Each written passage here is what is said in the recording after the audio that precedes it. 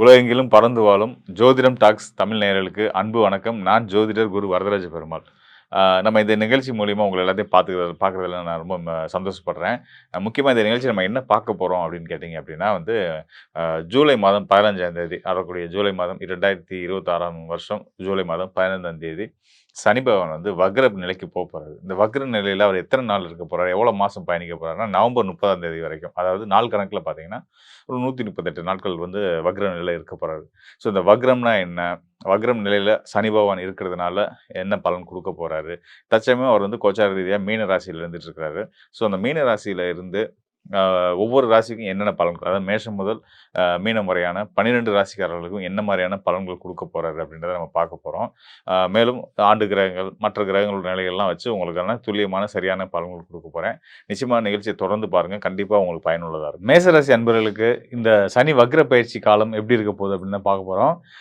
சனி வக்ர பயிற்சி, வக்ரம் அப்படின்னாலே ஏதோ ஒரு ரொம்ப கொடூரமான வார்த்தை, ஒரு நெகட்டிவான வார்த்தை, ஒரு ஒரு வில்லனை பார்க்குற மாரி அப்படின்ற ஒரு ஃபீல்லாம் மக்களுக்கு வந்துரும். அப்பலாம் நீங்க பயப்பட வேண்டியதில்ல. வக்ரம் அப்படின்னா வேற ஒண்ணும் இல்ல. நம்மளுடைய பார்வையில, பூமியில இருக்கக்கூடிய நம்மளுடைய பார்வையில வந்து அது ரிவர்ஸ்ல வர மாரி, நாம கொஞ்சம் வேகமா முன்னோக்கி போற மாரி இந்த கால ஓட்டத்துல அப்படி ஒரு பார்வைய நமக்கு குடுக்கும். ஆக்சுவலா நேரா போறது நேரா தான் போயிட்டுருக்கும். நம்மளும் சரியா தான் சுழற்சியில இருந்துட்டுருப்போம். ஸோ, இதனால வந்து இந்த வக்ரமன்ற அப்படின்றது வந்து நம்மளுடைய ஒரு மாயை தோற்றம் தான். அதனால வந்து அத நீங்க வந்து நெகட்டிவான விஷயமா எடுத்துக்க வேண்டாம். இதனால என்ன விளைவுகள் இருக்கு அப்படின்றத தான் நம்ம பார்க்க போறோம். அத பத்தி டீட்டெயிலாவே பார்த்துருவோம். அதாவது மேச ராசிக்கு சனி இப்ப எங்க இருக்காரு அப்படின்னா வந்து, ராசிக்கு 12ஆம் இடத்துல இருக்காரு. அது 7.5 சனி காலம் நடந்துகிட்டு இருக்கு. 12ஆம் இடத்துல ஒரு 2 1/2 வருஷம் இருப்பாரு. ராசியில ஒரு 2 1/2 வருஷம். அப்புறம் பாத சனி 2ஆம் வீட்ல 2 வருஷம் 2 1/2 வருஷம் இருப்பாரு. மொத்தம் 7.5 வருஷம். இதான் 7.5 சனி காலம்னு சொல்லுவோம். இந்த 7.5 சனி காலம் அப்படின்னாலே வந்து எல்லாருக்குமே வந்து ஒரு பெரிய பதற்றமும், பயமும், கவலையும் வந்துரும். தயவு செய்து அந்த எண்ணத்த விட்டுருங்க. ஏன்னா நம்ம விதிப்படி ஜென்ம சனியா, 7.5 சனியா, கண்ட சனியா தொந்தரவு இருக்கும், அஷ்டம சனியா தொந்தரவு இருக்கும் தான். அது ஜோதிட விதி. விதிய சொல்ல வேண்டியது சித்தர்களுடைய கடமை. சித்தர்கள் சொன்னத மக்கள்ட்ட சேர்க்க வேண்டியது ஜோதிடரோட கடமை. அந்த சித்தர்கள் சொன்ன விதியை மட்டும் இல்ல, விதி விலக்கையும் பார்த்து சொல்ல வேண்டியது, பலன் சொல்ல வேண்டியது தான் ஜோதிடரோட கடமையா நான் பார்க்குறேன். ஸோ, அந்த வகையில நான் பார்க்கல. சித்தர்கள் சொன்னது அதான். நல்லது, கெட்டது 2யுமே பகுத்தாய்ந்து எடுத்து சொல்லுன்னு தான் சொல்லியிருக்காங்க. ஸோ, அந்த வகையில மேச ராசிக்காரர்களுக்கு 7.5 சனி காலத்துல இருக்கக்கூடிய மேச ராசிக்காரர்களுக்கு உங்க ராசிக்கு 12ஆம் இடத்துல விரய ஸ்தானத்துல இருக்கக்கூடிய சனி, விரய சனி வக்ர நிலைக்கு வர்றாரு. வக்ர நிலைக்கு வர்றதுனால என்ன பலன் குடுக்க போறாரு அப்படின்றத நம்ம டீட்டெயிலா பார்க்க போறோம். ஜூலை 15ஆம் தேதியிலிருந்து நவம்பர் 30ஆம் தேதி வரைக்குமான 138 நாட்கள் கணக்கு. ஸோ, இந்த நாட்கள்ல அவர் வக்ர நிலையில இருக்க போறாரு. அதுக்கப்புறம் நார்மலுக்கு வந்துருவாருன்னு வச்சுக்கோங்களேன். ஸோ, அப்படி இருக்கக்கூடிய இந்த சனி என்ன பலன்கள் குடுக்க போறாரு அப்படின்னா, எப்பயும் போல வழக்கம் போல நல்ல பலனே குடுக்க போறாரு. காரணம், நான் சொல்றது வந்து விதி விலக்கா. 12ஆம் இடத்துல இருந்தா கூட, 7.5 சனி காலமா இருந்தா கூட, அவர் உங்களுக்கு நல்ல பலன் செய்வார் அப்படின்றத நான் ஆணித்தரமா சொல்றேன். காரணம் என்ன அப்படின்னு கேட்டீங்க அப்படின்னா, மேச ராசிக்கு லாபஸ்தானத்துக்கும், தொழில் ஸ்தானத்துக்கும் அதிபதியா வந்து அவர் 12ஆம் இடத்துல இருக்கிறாரு. ஸோ, 12ஆம் இடத்துக்கு வரும்போது லாபஸ்தான அதிபதி, தொழில் ஸ்தான அதிபதி 10க்குரியவன் 12க்கு வரான் அப்படின்னா, தொழில் ரீதியான வெளிநாட்டு தொடர்புகள், எக்ஸ்போர்ட், இம்போர்ட் துறைகள், வெளிநாட்டு நிறுவனத்துல நம்ம பிறந்த ஊர்ல இருந்து வேலை பார்க்கக்கூடிய அமைப்புகள், இந்த மாதிரி நல்ல பலன்களும் இருக்கு அதே நேரத்துல. ஸோ, அது போக வந்து லாபஸ்தானத்துக்கு அதிபதி அவர் தான். லாபஸ்தான அதிபதியா வந்து 12ஆம் இடத்துல இருந்து அவர் இருக்கிறதும், இந்த 12ஆம் இடத்து அதிபதி குருவுடைய பார்வையில சனி இருக்கிறதும், உங்களுக்கு இந்த வக்ர சனியோ, இந்த 7.5 சனியோ தொந்தரவு பண்ணாதுன்றதுக்கான நல்ல ஒரு உதாரணமா நான் சொல்ல முடியும்.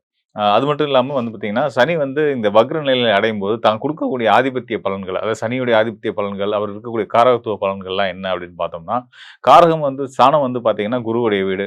அப்ப இயற்கையாவே அவருக்கு ஒரு சுபத்தன்மை வந்து சனிக்கு ஒரு சுபத்தன்மை வந்துரும்.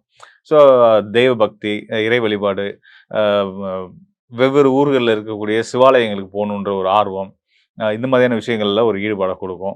அதே நேரத்தில பொருளாதார ரீதியான இ விருப்பங்கள், அதாவது பொருளாதாரத்த நல்லபடியா சம்பாதிக்கணும், நேர்மையான வழியில சம்பாதிக்கணும் அப்படின்ற எண்ணங்கள். அப்புறம் சனியுடைய தனித்துவமான காரத்துவங்கள்ன்ற மாரி கர்மகாரகன், நீதிமான் சொல்லக்கூடியவர் சனி பகவான் தான். ஸோ, அப்ப வந்து உழைப்புக்கு பெரிய உழைப்ப வந்து தெய்வமா நினைக்கக்கூடியது.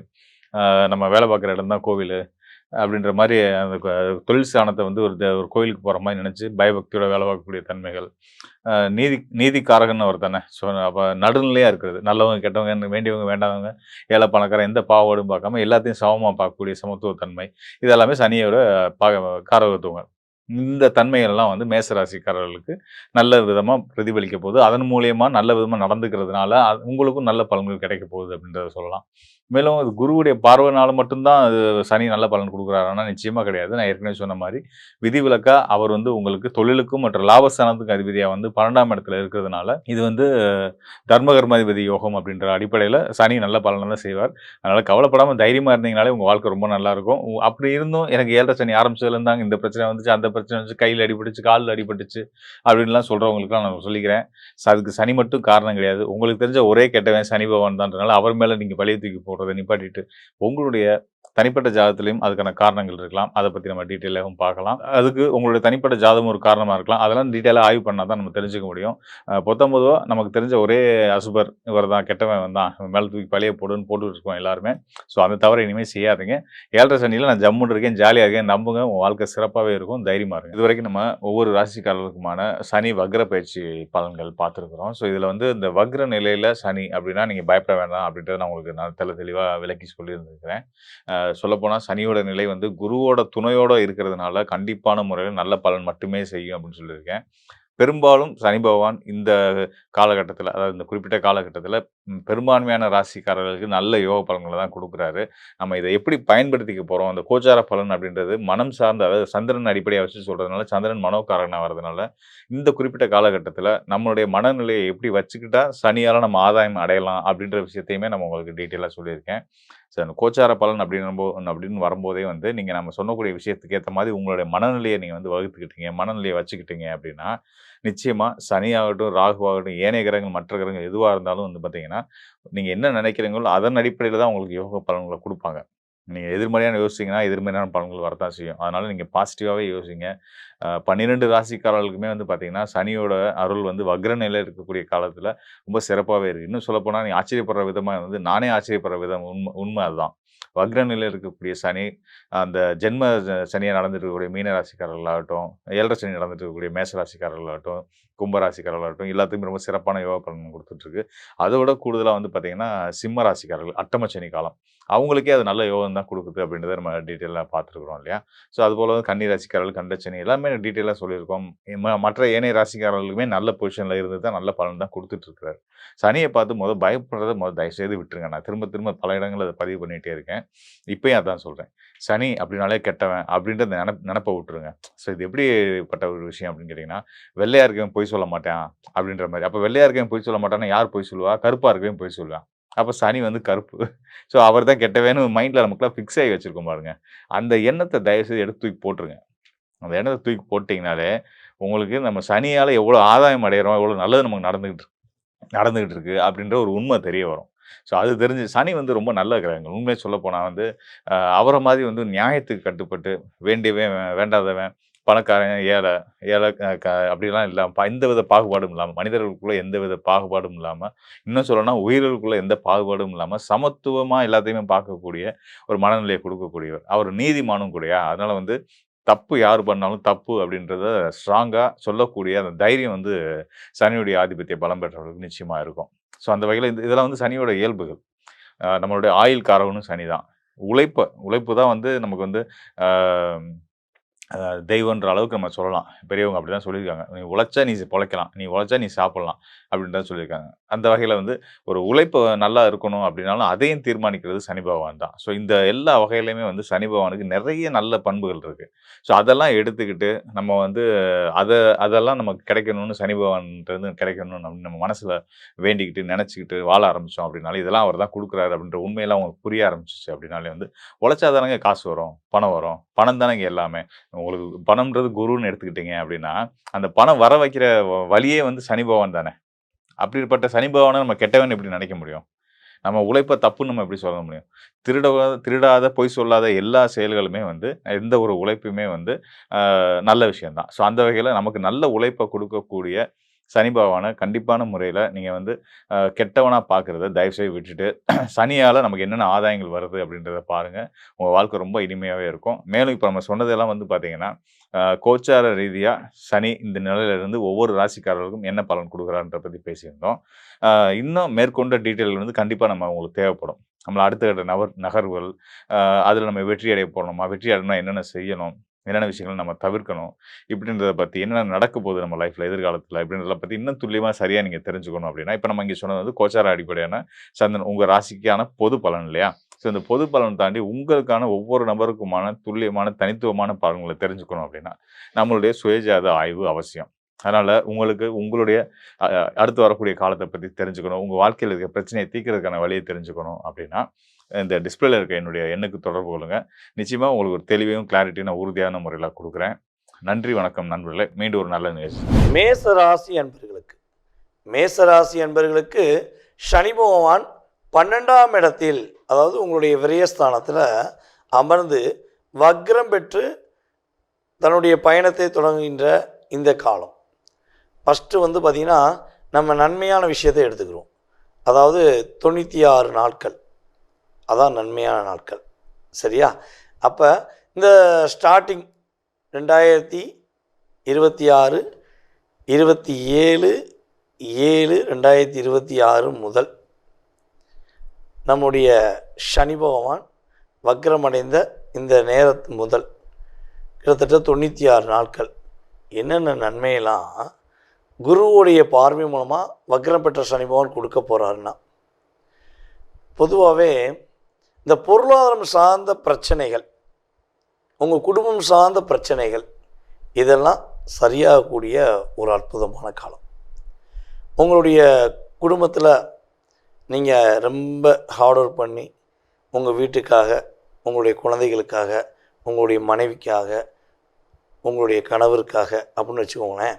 ஸோ உங்களுடைய குடும்ப உறவுகளுக்காக ரொம்ப ரொம்ப ஒரு இன்வால்மெண்ட்டாக வேலை பார்த்து, சாப்பிடாம தூங்காமல் ரொம்ப டயர்டாக இருந்து கூட குடும்பத்துக்காக வேலை பார்த்து, ஆனால் கடைசியில் நீ என்ன பண்ண, நீ எங்களுக்கு என்ன செஞ்ச அப்படின்னு உங்களை கேள்வி கேட்டு ஒரே ஒரு வார்த்தையால் உங்களை காயப்படுத்தின உறவுகள், ஒரே ஒரு வார்த்தையால் உங்களை நிராகரிக்கப்பட்ட உறவுகள் மீண்டும் உங்களுடைய நல்ல எண்ணத்தை, உங்களுடைய செயல்பாடுகளை, உங்களை புரிந்து கொண்டு உங்கள் மேலே அன்பு காட்டக்கூடிய நிலைமை கிரக ரீதியாக ஏற்படப்படும். அதாவது குடும்ப உறவுகளால் நிராகரிக்கப்பட்ட நம்முடைய மேசராசிக்காரங்க அதே குடும்ப உறவுகளால் அங்கீகாரம் பெறக்கூடிய வாய்ப்பு, சந்தோஷம் அடையக்கூடிய வாய்ப்பை வக்ரம் பெற்ற சனி பகவான் கொடுப்பார். மேலும் உங்களுடைய பொருளாதாரம் சார்ந்த விஷயங்களில், ஸோ நீங்கள் யாருக்காக பணம் கொடுத்து உங்கள்கிட்டயே பணம் வாங்கிட்டு உங்கள் மேலே கேஸ் போட்டு, உங்கள் மேலே பொய் வழக்கு போட்டு, உங்கள் மேலே வீண் பழி சுமத்தி நான் எதுக்கு பணம் தரணும்னு நினைக்கக்கூடிய அந்த நபர்கள் தன்னுடைய தவறை உணர்ந்து உங்கள் மூலமாக தான் அவங்க வாழ்ந்தாங்க, உங்கள் மூலமாக தான் அவங்க வளர்ந்தாங்கங்கிறத உணர்ந்து திரும்பியும் உங்கள்கிட்ட வாங்கின பணத்தை அவங்க திருப்பி கொடுப்பதற்கான வாய்ப்பை உங்களுக்கு சனி பகவான் ஏற்படுத்தி கொடுப்பார். அதே போல் கடன் பிரச்சனையில் சிக்கி தவிக்கிற நம்முடைய மேசராசி அன்பர்கள் யாரேனும் இந்த வீடியோ பார்க்கிங்கன்னா உங்களுக்கான பதிவு தான் இது.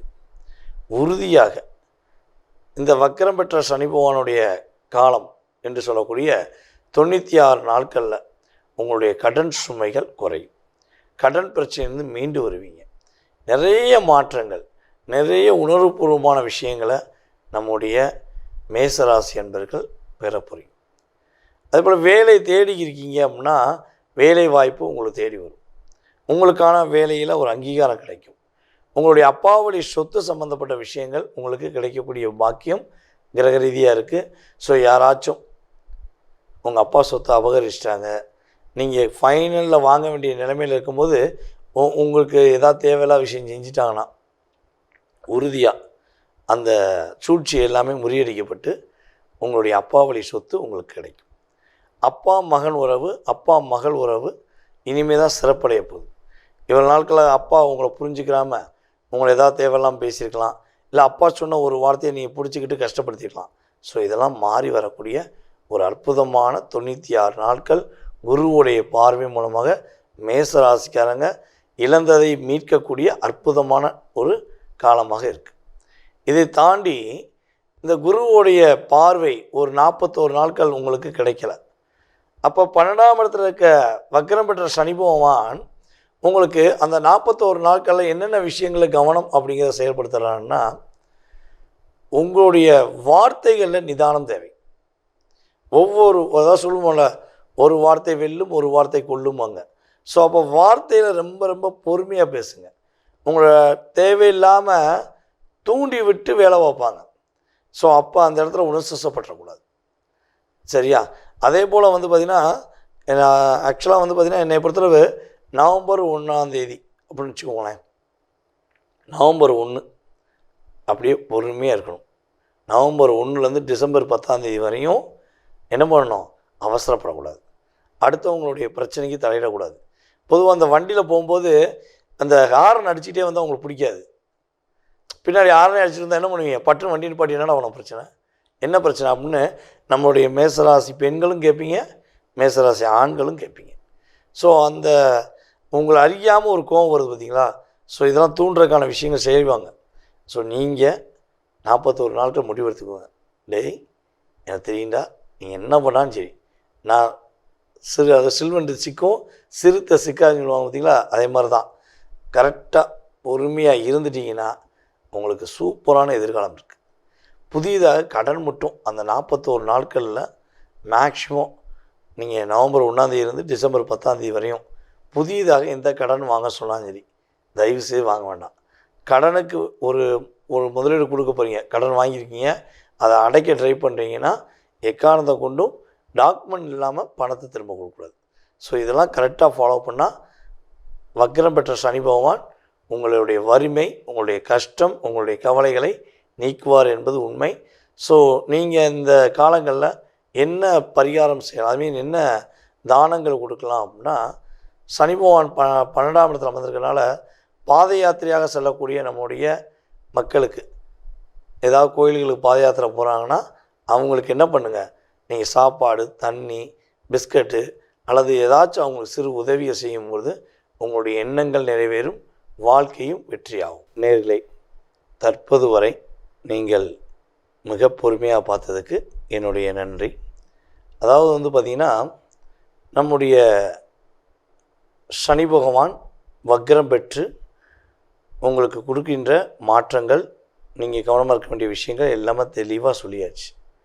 இது பார்த்திங்கன்னா கோச்சார கிரகமான சனி பகவானுடைய வக்ர காலத்தின் பொது பலன். இதை தாண்டி உங்களுடைய சுய ஜாதகம் இருக்குது. ஓகேவா? அப்போ இந்த பொது பலன் அப்படிங்கிறது எத்தனை சதவீதம் உங்களுடைய லைஃப்பில் ஒரு சேஞ்ச், ஒரு மாற்றம் அப்படிங்கிறது ஏற்படுங்கிறத நம்ம எல்லா வீடியோலையும் சொல்லியிருக்கோம். ஸோ இந்த வீடியோலையும் சொல்கிறோம், 20-30% ஒரு சேஞ்ச் கண்டிப்பாக இருக்கும். ஸோ இதை தாண்டி உங்களுடைய சுய ஜாதகம்னு ஒன்று இருக்குது இல்லையா? நீங்கள் பிறந்த தேதி, மாதம், வருடம், நேரம், பிறந்த ஊர், பிறந்த நாடு, ஸோ இதெல்லாம் அடிப்படையாக கொண்டு தான் உங்கள் மனசில் நிறைய கேள்விகள் இருக்கலாம். அந்த கேள்விக்கான பதிலை நம்ம துல்லியமாக கணக்கிட்டு சொல்ல முடியும். ஸோ இந்த பொது பலனை மட்டும் பார்த்துட்டு நீங்கள் எதையும் ஒரு முடிவு எடுத்துடக்கூடாது. சார் என்ன சார் நீங்கள் அப்படி சொன்னீங்க, இப்படி சொன்னீங்க அப்படிங்கிறத நீங்கள் நிறைய பேர் கீழே கமெண்ட்ஸில் கொடுக்கீங்க. ஸோ அதே போல் நிறைய பேர் சார் சொன்ன மாதிரி நடந்துச்சுதான்னு சொல்கிறீங்க. ஸோ என்னையை பொறுத்தவரை பார்த்திங்கன்னா, சுய ஜாதகம் வலுவாக இருந்தால் நம்ம சொல்லக்கூடிய நல்ல விஷயங்களும் வலுவாக கிடைக்கும். சுய ஜாதக ரீதியாக பிரச்சனைகள் கொஞ்சம் கடுமையாக 6-8 தசாபுதிகள், 12ஆம் இடத்து தசாபுதிகள், அதே போல் அதாவது சுப கிரகத்துடைய செயல்பாடில் பாவ கிரகங்களுடைய இணைவு, இதெல்லாம் கொஞ்சம் அதிகமாக இருந்தால் கட்டாயமாக பிரச்சனைகளும் அதிகமாக கொடுக்கும். இதுதான் கிரக ரீதியான உண்மை. ஸோ அப்போ உங்கள் சுய ஜாதகத்தில் எப்படி இருக்குங்கிறத செக் பண்ணிவிட்டு உங்களுடைய அனைத்து விதமான கேள்விகளுக்கும் துல்லியமாக பதில் சொல்ல முடியும். ஜாதகமே இல்லை, என்னுடைய எதிர்காலத்தை தெரிஞ்சுக்கிற முடியுமா அப்படின்னு நிறைய பேர் கேட்டிருக்கீங்க. ஸோ நம்ம சொன்னதை வச்சு நிறைய பேர் ஜாதகமும் பார்த்துருக்கீங்க.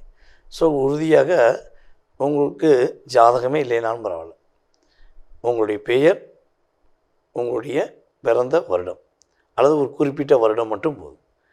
உங்களுக்கு துல்லியமாக பிரசன்னத்தின் அடிப்படையில் மிக தெளிவாக உங்களுடைய கடந்த காலம் மற்றும் எதிர்காலம் சம்பந்தப்பட்ட விஷயங்களை நம்மளால் கணக்கிட்டு சொல்ல முடியும். ஸோ விருப்பப்படுகின்ற நபர்கள் கட்டாயமாக எங்களை தொடர்பு கொள்ளுங்கள். உங்களுக்கான அப்பாயின்மெண்ட் டைம் ஃபிக்ஸ் பண்ணிட்டு நான் வந்து டைரெக்டாக உங்கள்கிட்ட பேசுவேன். ஓகேவா? சரி. இதை தாண்டி எனக்கு ஒரு சின்ன விஷயம், உங்களுடைய மேலான கருத்துக்கள் கட்டாயமாக கொடுங்க. உங்களுடைய நண்பர்களுக்கும் நம்முடைய யூடியூப் சேனலை ஃபார்வேர்ட் பண்ணுங்கள், இன்ஸ்டாகிராமை ஃபார்வேர்ட் பண்ணுங்கள். ஓகேவா? இந்த வாய்ப்பை ஏற்படுத்தி கொடுத்த நம்முடைய நேயர்கள் அனைவருக்கும் எனது மனதார நன்றியை கூறி தற்போது விடைபெறுகிறேன். நான் உங்கள் வாழ்க நலமுடன் ஜோதிடர் டிஜே சுந்தரபாண்டி. நன்றி, வணக்கம். சனி வக்ரத்தன்மையில மேஷ ராசி அன்பர்களுக்கு என்ன மாதிரியான ஒரு பலன்கள் இருக்க போகுது, என்னென்ன மாற்றங்கள் வரப்போகுது? இந்த மேஷ ராசி அன்பர்கள் எப்போதுமே காலபுருஷனுக்கு முதல் ஸ்தானத்துல இருக்கக்கூடியவர்கள். இது எல்லாருக்குமே தெரியும். ஏன்னா அடிக்கடி இந்த ஜோதிட பதிவுகளை பார்க்கக்கூடிய நண்பர்கள் எல்லாருமே இது வரைக்கும் நிறைய விஷயங்களை அவங்களே கத்திருப்பாங்க. ஏன்னா அந்த அளவுக்கு இப்போ வந்து நிறையவே இந்த ஜோதிட ரீதியான ஒரு விழிப்புணர்வு அப்படின்றது கண்டிப்பாக எல்லார்கிட்டையும் இருக்கு. அதனால இந்த மேஷ ராசி என்பர்கள் காலபுருஷனுக்கு முதல் ஸ்தானத்துல இருக்கக்கூடிய ஒரு நபர்கள். எல்லா இடத்துலயும் சட்டுன்னு ஒரு கோபம் அப்படின்றது வந்துட்டு தான் இருக்கு. இவர்களால இவர்களினுடைய குணத்தை அப்படின்றது யாருக்காகவும் மாற்ற மாட்டார்கள். எனக்கு அவன் பிடிக்கல அப்படின்னா பிடிக்கலதான், அதுக்காக எல்லார்கிட்டையும் ஒரு அமைதியா போகணும், ஒரு பொது இடத்துல நான் ரொம்ப அமைதியா இருக்கணும் அப்படின்னா அதெல்லாம் என்னால பண்ண முடியாது. அந்த மாதிரியாக ஒரு ஸ்ட்ரெயிட் ஃபார்வர்டான ஒரு குணத்தை உடையவர்கள் இந்த மேஷ ராசி என்பர்கள்.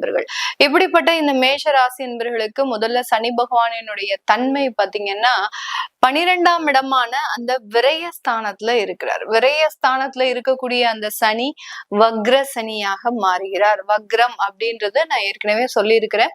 தன்னுடைய இயல்பு தன்மையிலிருந்து விரைவாக பின்னோக்கி நகரக்கூடிய ஒரு நேரம். அவர் மீன ராசியில தான் இருக்க போறார். தன்னுடைய பாகை கணக்குகள்ல ரிவர்ஸ்ல போகக்கூடிய ஒரு தன்மை தான் இந்த சனியினுடைய வக்ரம். இப்போ இந்த மேஷ ராசி என்பர்களுக்கு 12ஆம் இடத்துல விரய வக்ர சனியாக இருக்கிறார். இந்த விரய வக்ர சனி மிக அதிகமான ஒரு விரயங்களை கொடுக்கறதுக்கு உண்டான ஒரு நேரம். எல்லா இடத்துலயும் சில கடன் சம்பந்தப்பட்ட ஒரு அதிகப்படியாக கடன் சம்பந்தப்பட்ட சில தொந்தரவுகள் அதிகரிக்கக்கூடிய ஒரு நேரமாக இருக்கும். இப்ப இந்த மேஷ ராசி என்பர்கள் இந்த காலகட்டம் அந்த குடும்பம் ரீதியான சில செலவுகளை தவிர்க்க முடியாமல் செய்யறதுக்கு உண்டான ஒரு காரண கட்டமாக தான் இந்த 4 மாத காலம் இருக்க போகுது. இந்த இடத்துல இந்த மேஷ ராசி என்பர்கள் தன்னுடைய வேலை ரீதியான சில விஷயங்கள்ல விரைவாக முடிவெடுக்கக்கூடிய ஒரு நேரம். இப்போ இந்த மேஷ ராசி என்பர்களுக்கு இந்த சனி பகவான் எந்தெந்த இடத்துல நம்மளுக்கு பாசிட்டிவா கொடுக்க போறாரு அப்படின்னு பாத்தீங்கன்னா, வேலை ரீதியான வளர்ச்சிகள்ல நிறைய ஒரு மாற்றத்தை கொடுக்க போறாரு. ஏன்னா வக்ர சனி அவருடைய 10ஆம் பார்வையாக உங்களுடைய 9ஆம் இடத்தை பார்க்கிறார், பாக்கியஸ்தானத்தை பார்க்கிறார். பாக்கியஸ்தானத்தை பார்க்கும் போது இதுவரைக்கும் வேலை இல்லாமல் தவிக்கக்கூடிய இந்த மேஷ ராசி என்பர்களுக்கு இந்த 4 மாதத்துல விரைவாக ஒரு வேலை ரீதியான ஒரு அமைப்புகள் அப்படின்றது கூடி வரக்கூடிய ஒரு நேரமாக இருக்க போது. இந்த இடத்துல அந்த வேலையில நிறைய வளர்ச்சிகளும் இருக்கக்கூடிய ஒரு நேரம்.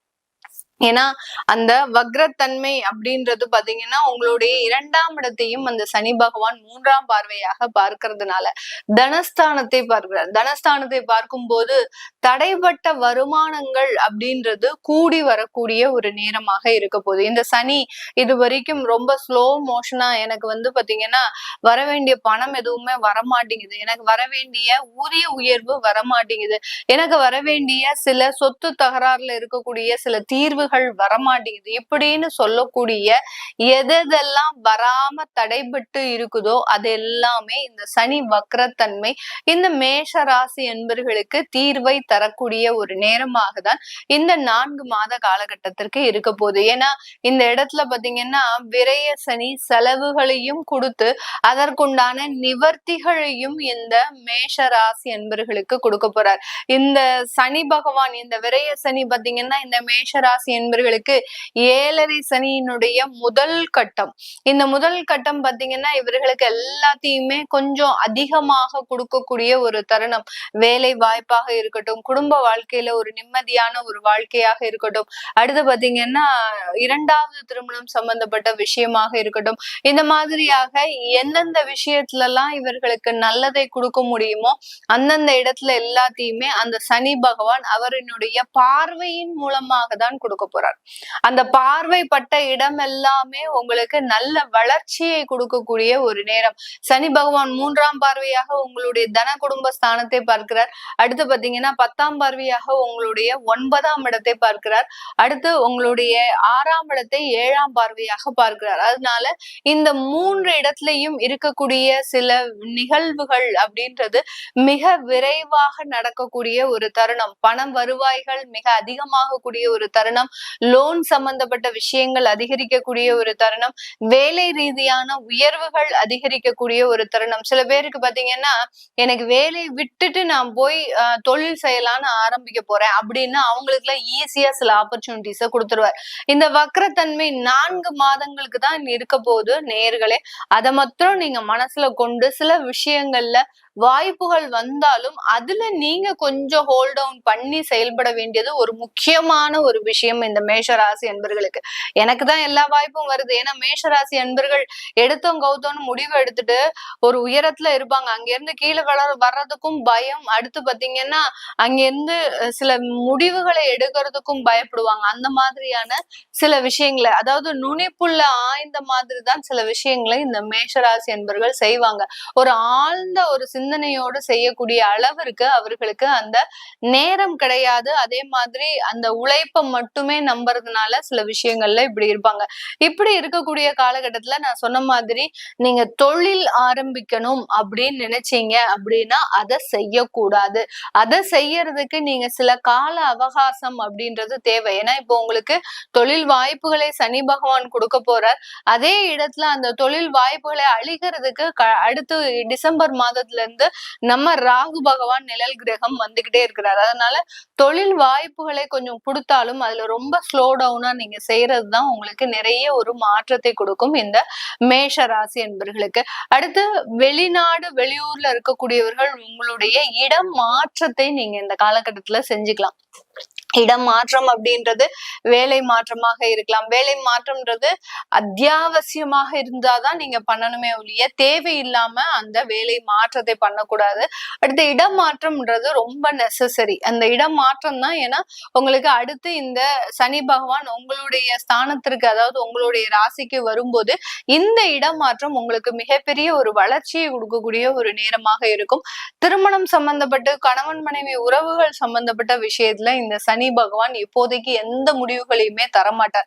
உங்களுக்கு இந்த விவாகரத்து வழக்குகள் இருக்கு, அடுத்து பாத்தீங்கன்னா குடும்ப உறவுகள்ல பிரச்சனைகள் இருக்கு, இதுக்கெல்லாம் எனக்கு தீர்வு கிடைக்காதா அப்படின்னு கேட்டீங்கன்னா அதுல எல்லாம் மிகப்பெரிய அளவுக்கு இந்த சனி வக்ரத்தன்மை இந்த மேஷ ராசி என்பவர்களுக்கு பெரிய அளவுக்கு ஒரு சாதகமான பலனை கொடுக்க மாட்டார். ஏன்னா சனி வக்ரமாக இருக்கும்போது சில இடத்துல இவங்களுடைய எண்ணங்கள் பாத்தீங்கன்னா இவர்களினுடைய செயல்கள் பாத்தீங்கன்னா மாற்றி அமைக்கக்கூடிய ஒரு நேரமாக இருக்கும். அதனால இவர்களினுடைய செயல்களையும் எண்ணங்களையும் பார்த்து, மேஷராசி என்பவர்களினுடைய செயல்களையும் எண்ணங்களையும் பார்த்து நிறைய பேர் கோபப்படுறதுக்கு தான் வாய்ப்புகள் இருக்கே ஒழிய அங்க சமாதானம் அப்படின்றது மிகப்பெரிய அளவுக்கு குறைவாக இருக்கு. அதனால இந்த மாதிரியான சின்ன சின்ன நெகட்டிவான விஷயங்கள் இருந்து, கடன் சம்பந்தப்பட்டது, அடுத்து குடும்பம் சம்பந்தப்பட்டது, அடுத்து பாத்தீங்கன்னா விவாகரத்து சம்பந்தப்பட்டது, இந்த மாதிரியான வழக்குகள்ல இருந்து வெளிவருவதற்கு இந்த மேஷ ராசி என்பர்கள் இந்த 4 மாத காலகட்டம் நீங்க என்ன பண்ணணும் அப்படின்னா முதல் சனிக்கிழமையும் 3வது சனிக்கிழமையும் நீங்க ஒரு எள்ளு தீபம் போடணும். 9 எள்ளு தீபம் போடுங்க. எள்ளு தீபம் போடும்போது உங்க வீட்டு பக்கத்துல இருக்கக்கூடிய அதாவது நவக்கிரக கோயில் இருந்தது அப்படின்னா தாராளமா அங்க போய் போடுங்க. அப்படி இல்லாத பட்சத்துல துர்க்கை அம்மனுக்கு நீங்க போடலாம். துர்க்கை அம்மனுக்கு போய் எள்ளு தீபம் போடாதீங்க.